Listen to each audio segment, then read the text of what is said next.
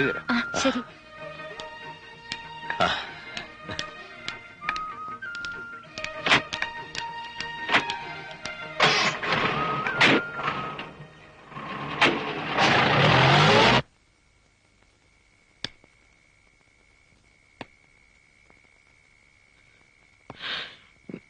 കഷ്ടകാലം വന്നപ്പോ ഞങ്ങളിട്ട് ഓടിപ്പോയിന്ന് കരുതല്ലേ? ഞാൻ അങ്ങനെ കരുതിയിട്ടില്ല, പറഞ്ഞതുമില്ലല്ലോ. അതെ, ഈ 4 എണ്ണത്തിനോടും എനിക്കൊന്ന് പറയാനുണ്ട്. നിങ്ങൾ ചെവിയിൽ ഓരോന്ന് ഓതി കൊടുത്തത് കേട്ട് ചാടി ഇറങ്ങിയതിന്റെ ഫല ഇപ്പൊ അനുഭവിക്കണേ. ഇനി ഇയാളുടെ ജീവനെടുക്കണോ? അതിനാണോ ഇപ്പൊ തിരിച്ചു വന്നിരിക്കണേ? ഉണ്ട ചോറിന് നന്ദി കാണിക്കാത്തവരല്ല വാരരെ ഞങ്ങള്. ആണോ? എന്നാ ദയവ് ചെയ്ത് ഇവിടുന്ന് ഒന്ന് പോവാ. അങ്ങനെ ഒരു നന്ദി കാട്ടുക ഇപ്പൊ വേണ്ടത്.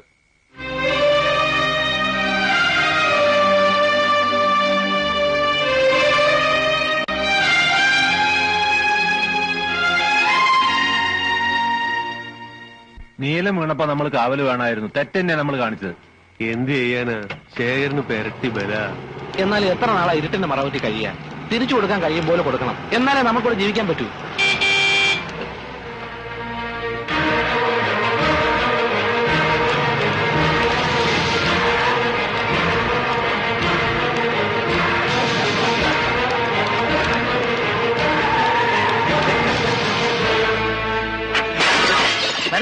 വിടരുത്, ഈ നായ വിടരുത്.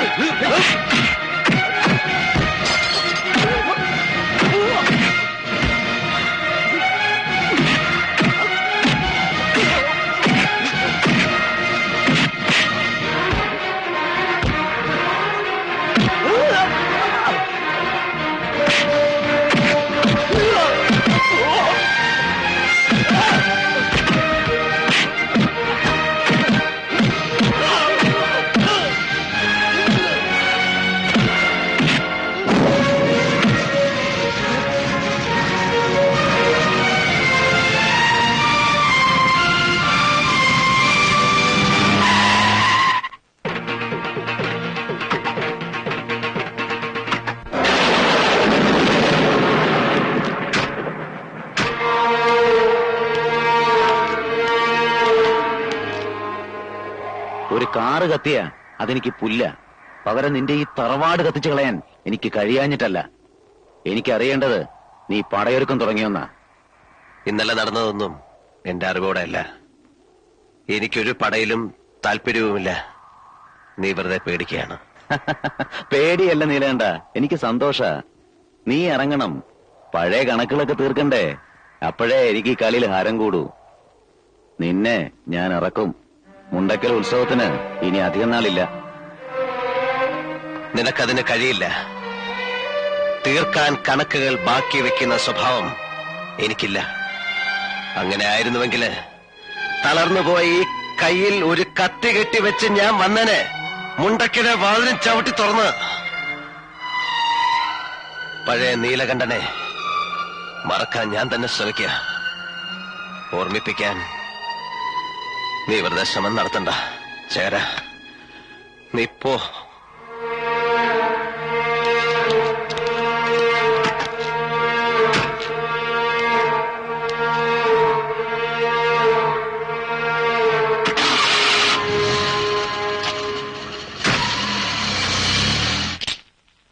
അങ്ങനെ മുണ്ടക്കലെ കൊടി കയറി.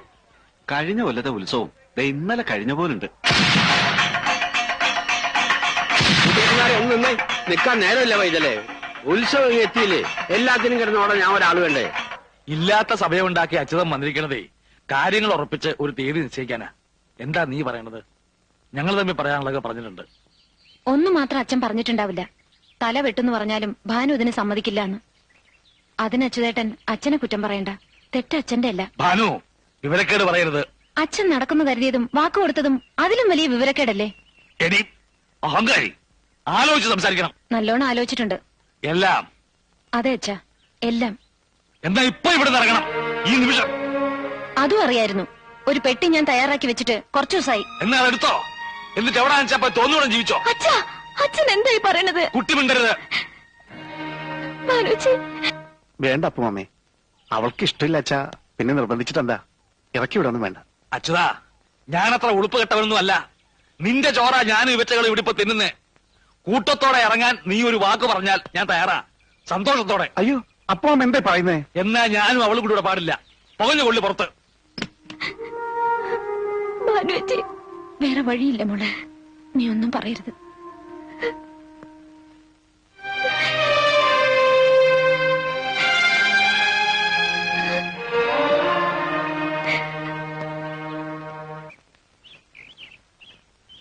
അപ്പോ അത്രത്തോളായി അല്ലേ?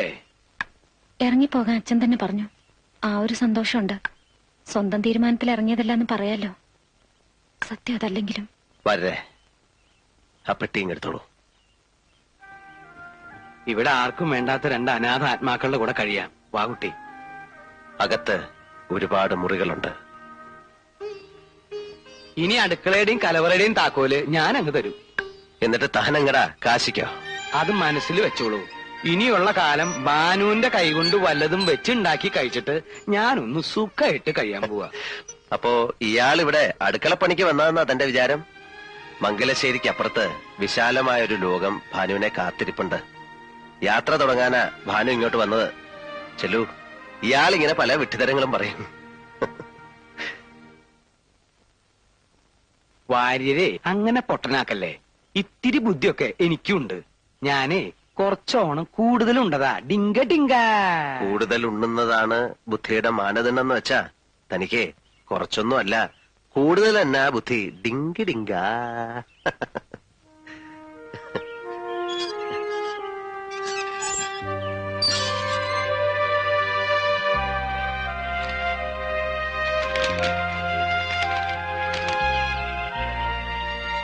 വരേ വരേ. എന്താ? ടെലിഗ്രാം ഡൽഹിന്ന് CS-ന്റെ ഉടനെ പുറപ്പെടണമെന്ന്. എന്താ? ആരുടെ കമ്പി? ഡൽഹിയിലെ ഭാനുവിന്റെ ഡാൻസ് പ്രോഗ്രാം 16-ാം തീയതി എന്ന് പറയുമ്പോ പിന്നെ എത്തിയില്ലേ? ഇന്ന് 10-ആയി. നാളെ തന്നെ പുറപ്പെടണ്ടേ? അതെ, താനിപ്പോ തന്നെ വിട്ടോളൂ. ആ. തൃശ്ശൂരോ ഷൊർണൂരോ എവിടെ വേണേലും പോയി 2 ടിക്കറ്റ് ശരിയാക്ക. ആ. തന്റെ കൂടെ ഇവളെ വിട്ടാലത് ശരിയാവോടോ? വടക്കാഞ്ചേരിക്ക് അപ്പുറത്ത് ലോകം കണ്ടില്ലാത്ത കക്ഷിയാ. 2 ടിക്കറ്റോ? അപ്പോ നീലം വരുന്നില്ലെന്നോ? ഞാനോ? ഞാൻ എന്തിനാ ഈ വടിയൊക്കെ കുത്തിപ്പിടിച്ച്? അത് ബോറാ. എന്നാ പിന്നെ ആരും പോകുന്നു കരുതണ്ട. പിന്നല്ലാതെ. വാശി പിടിക്കല്ലേ, അതിന്റെ ആവശ്യമില്ല. അതാ ഞാൻ. ആവശ്യമുണ്ട്. എവിടെയാച്ചാലും മുൻനിരയിലിരിക്കണം. എങ്കിലും ഞാൻ ചിലങ്ക കിട്ടു. എന്നാ ശരി, ഇനി അതുകൊണ്ടൊരു കുറവ് വരണ്ട. താനും എളുപ്പം ഇറങ്ങി വരേ. ഞാൻ റെഡിയല്ലേ?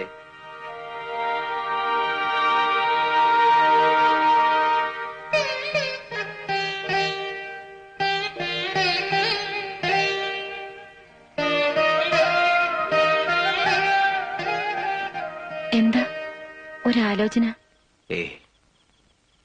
ഞാൻ ഓരോ കാര്യങ്ങൾ ഓർത്തങ്ങനെ നിന്നുപോയി. ഗംഭീരാവണം പ്രോഗ്രാം. പലരും ഉണ്ടാവും കേമന്മാർ. നൃത്തം കഴിയുമ്പോ ബാക്ക് സ്റ്റേജിൽ അഭിനന്ദിക്കാൻ വരുന്ന മഹാന്മാരുടെ ബഹളം. ഞാനതിങ്ങനെ മനസ്സിൽ കാണുകയായിരുന്നു. സത്യം പറയട്ടെ, എനിക്കിപ്പോ വലിയ മോഹങ്ങളൊന്നുമില്ല. നൃത്തത്തിനോടുള്ള ആ ആവേശമൊക്കെ വിട്ടുപോയെന്ന് തോന്നുക. വിഡ്ഢിത്തരം പറയരുത്. ആ ആവേശമാണ് പ്രാണവായു പോലെ കൂടെ വേണ്ടത്.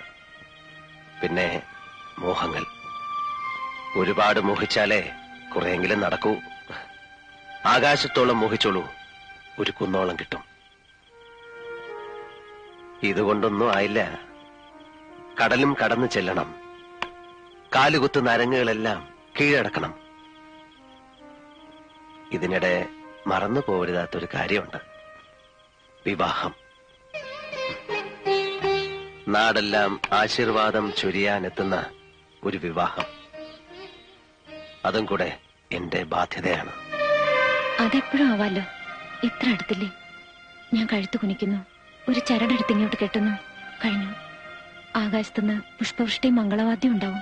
ഭാനു, അബദ്ധം പറയരുത്. അബദ്ധമല്ല, മനസ്സിലെന്നോ നിശ്ചയിച്ചുറപ്പിച്ചതാണ്. നടക്കില്ല, നടക്കാൻ പാടില്ല. ഭാവിയുടെ വാതിലുകൾ മുമ്പിൽ തുറന്നു കിട്ടുമ്പോ വഴിമുടക്കുന്ന കാര്യമാണോ ചിന്തിക്കുന്നത്?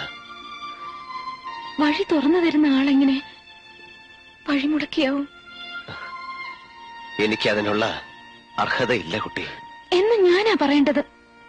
നിനക്കറിയില്ലേ, എന്റെ ഇഷ്ടത്തിന് വഴങ്ങുന്ന ശരീരം പോലും എനിക്കില്ല. പിന്നെയുണ്ട് ഒരുപാട് കാരണങ്ങൾ. എനിക്കതിനു മാത്രമുള്ള വിലയില്ല. അതാണോ കാരണം? ഒരുപാട് കൂടുതലാണ്. നിനക്കറിയാൻ പാടില്ലാത്ത സത്യങ്ങളുണ്ട്. എന്റെ ജന്മം തന്നെ. അരുത്, ഒന്നും പറയരുത്. അമ്മയെ കാണാൻ പോയി തിരിച്ചെത്തിയ രാത്രി അന്ന് ഞാൻ ഉറങ്ങിയിട്ടുണ്ടായിരുന്നില്ല.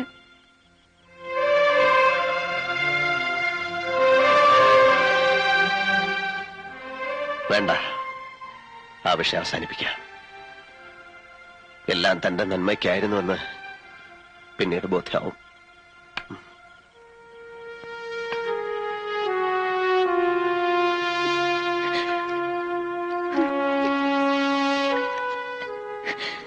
കുട്ടിയുടെ നന്മയെ കരുതിയാവും. ആ നന്മ എനിക്ക് വേണ്ട. ഈ ജന്മം മുഴുവൻ അദ്ദേഹത്തെ ശുശ്രൂഷിക്കാനുള്ള ഒരു അവകാശം, അത്രേ ഞാൻ കൊതിക്കുന്നുള്ളൂ. മോളെ, നീ നാളെ ലോകം മുഴുവൻ അറിയപ്പെടേണ്ട കലാകാരിയാണ്. പക്ഷെ ഞാനൊരു പെണ്ണും കൂടിയാണ് വാര്യരമ്മാവ. ഇത്തിരി മോഹങ്ങൾ ഞാൻ കൂട്ടിവെച്ചിട്ടുണ്ട്. അതെല്ലാം മറക്കുന്നതിലെളുപ്പം മരിക്കുന്നത്.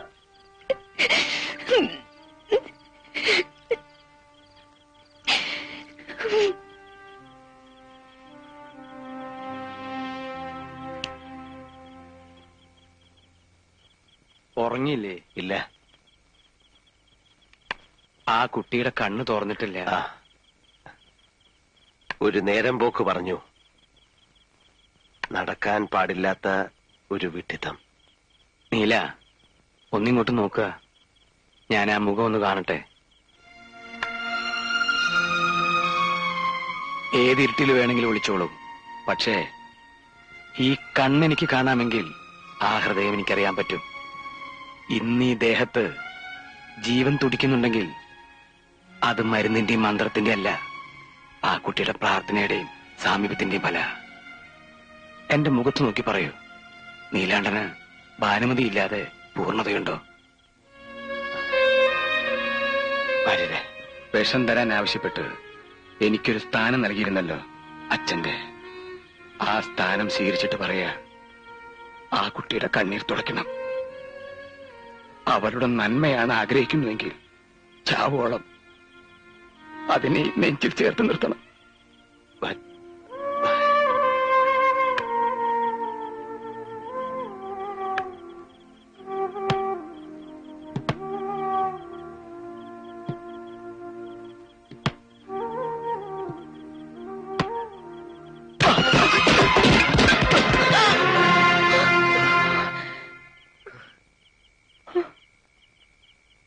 മനസ്സിടറി. അതാ കാല്.